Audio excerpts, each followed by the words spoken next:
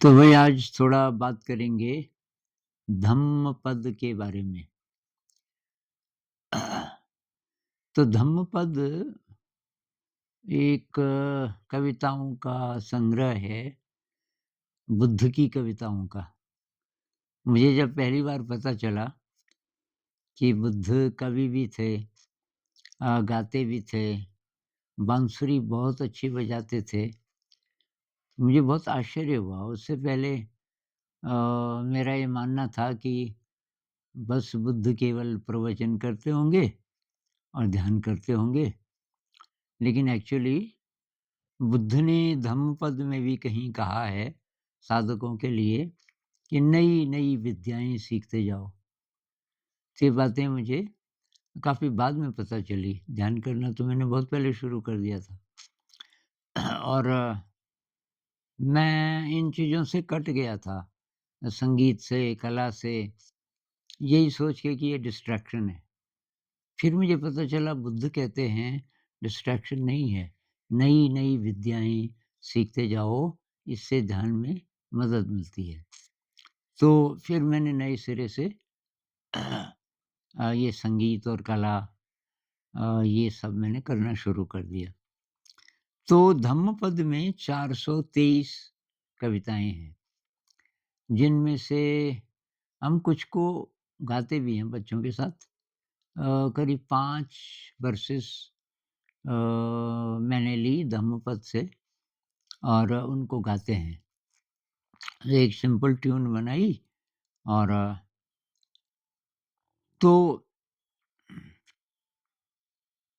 अब बुद्ध तो 2500 साल पहले की बात है ना, तो उन्होंने जो लिखा वो गायब हो गया था, वो दोबारा से ढूँढा गया।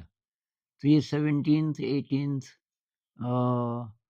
सेंचुरी में बहुत बड़े पैमाने पे ये खोजबीन शुरू हो गई कि भई ये बुद्ध ने क्या बोला, कहाँ बोला? उसमें कुछ अंग्रेज़ लोग भी थे, बहुत इंटरेस्टेड। अब भारत से लगभग गायब हो गया था बुद्धिस्ट लिटरेचर।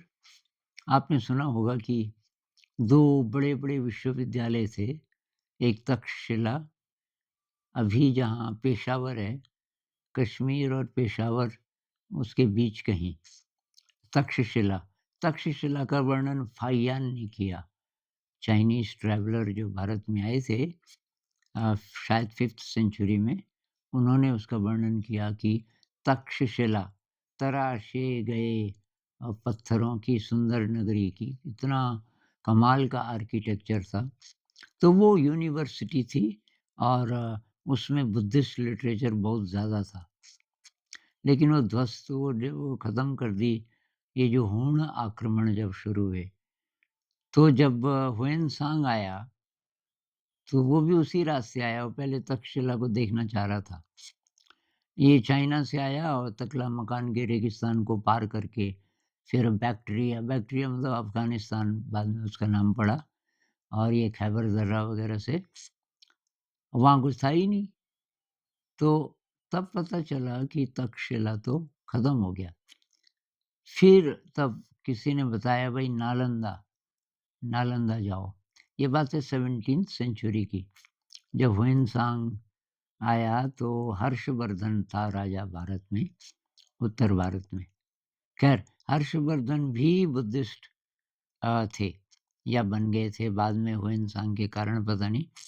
पर उन्होंने पूरी फैसिलिटी दी ह्वेन-सांग को और तो तक्षशिला में वो काफ़ी साल रहे और जब गए तो कई सौ किताबें ताम्रपत्र में तांबे के पन्ने बना के और उसमें खुदाई करके लिखते थे उस ज़माने में अगर कोई बहुत महत्वपूर्ण बात। तो ख़ैर, तो अब फिर तक्षशिला के बाद नालंदा को भी जला दिया गया। नालंदा 8th सेंचुरी तक रहा बस। 9th सेंचुरी तक पहुँचते-पहुँचते कहते हैं कि 1-2 साल तक जलती रही वो लाइब्रेरी, क्योंकि उसमें इतनी पुस्तकें थी। वो भी खत्म तो भारत से अब ये जो ब्राह्मण लोग हैं वो भी खिलाफ थे। बुद्धिज़्म के। हो सकता है ब्राह्मण राजाओं का भी हाथ रहा हो, पर यहाँ से गायब हो गया था। तो वो जब दोबारा ढूँढा गया, तो चाइना में काफ़ी मिला। ये जो हुएन-सांग आए और फाहियान आए, तो वहाँ जाकर के हुएन-सांग ने संस्कृत आती थी उनको, संस्कृत से चाइनीज़ में ट्रांसलेट किया। फिर जो स्कॉलर्स बाद में आए, कुछ अंग्रेज स्कॉलर्स, ये बात है अब 18th सेंचुरी की लगभग। तो उन्होंने चाइनीज़ से इंग्लिश में ट्रांसलेट करना शुरू किया। फिर पता चला कि श्रीलंका में भी अ, ये कुछ-कुछ ट्रांसलेशंस हुए। तो फिर बड़े पैमाने पे स्कॉलर्स ने ये कंपाइल करना शुरू कर दिया, अलग-अलग भाषाओं में, अलग-अलग जगह। तो अभी जो प्रामाणिक धम्मपद माना जाता है, तो उसमें ये 423 कविताएँ हैं। हाँ, तो ये तो था इसका इंट्रोडक्शन। तो आज एक छोटी-सी कविता को लेते हैं और इसका अर्थ समझेंगे।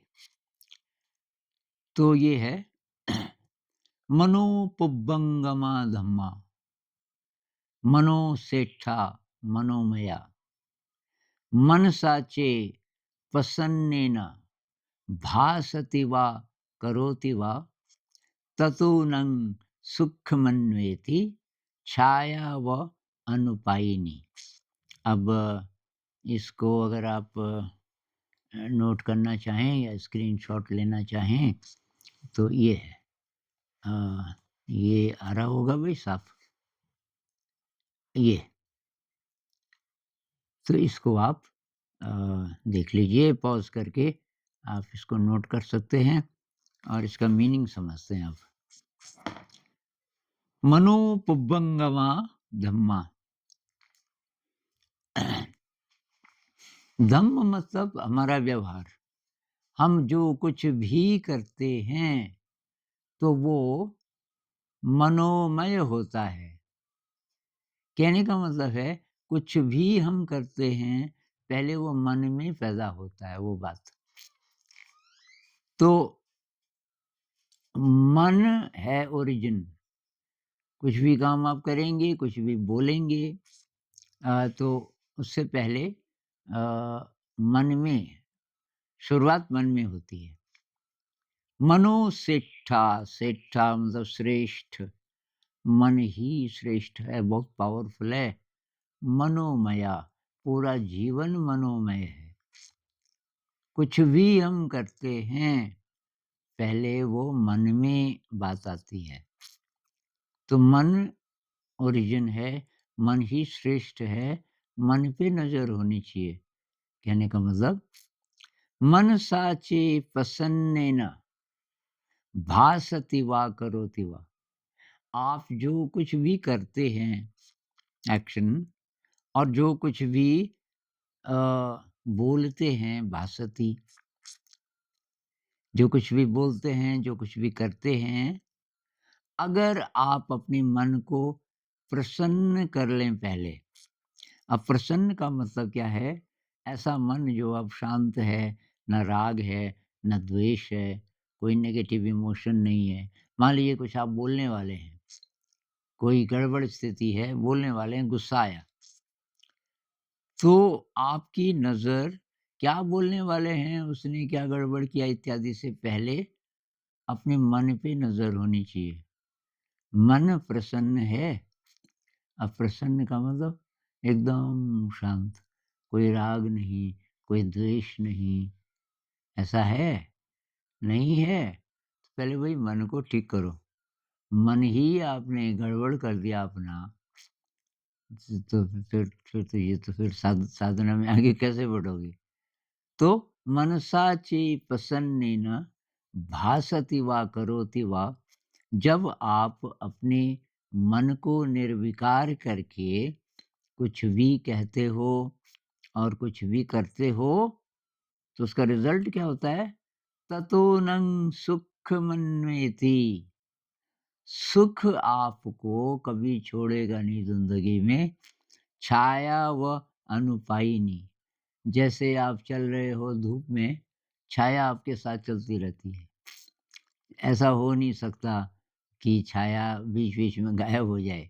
तो छाया लगातार आपके साथ जैसे चलती रहती है, वैसे ही सुख आपके जीवन में अपने आप चलता रहता है, अगर आप ये छोटी-सी बात पकड़ लें और इसको व्यवहार में लाएँ। अब बात क्या है? नज़र मन पे। हर समय कुछ भी बोलने वाले हो, कुछ भी करने वाले हो, पहले अंदर देखो, मन शांत है? अगर मन शांत नहीं है, अब आप बोलोगे ये शांत कैसे होगा? इसने ऐसे बोल दिया, ये कर दिया, वो कर दिया। अब उसने जो भी किया लेकिन आप इस समय अपने को दुःख देने वाले हो, अगर आपका मन शांत नहीं है। अपने को ठीक रखना है ना सबसे पहले। अब फ़ायदा क्या हुआ आपने मान लीजिए कि गुस्सा किया, उधर काम हो गया बाहर। किसी को डाँट-डूँट के कुछ करके गड़बड़ कर रहा था, अब वो काम तो सही हो गया बाहर, लेकिन अंदर आपका मन खराब हो गया।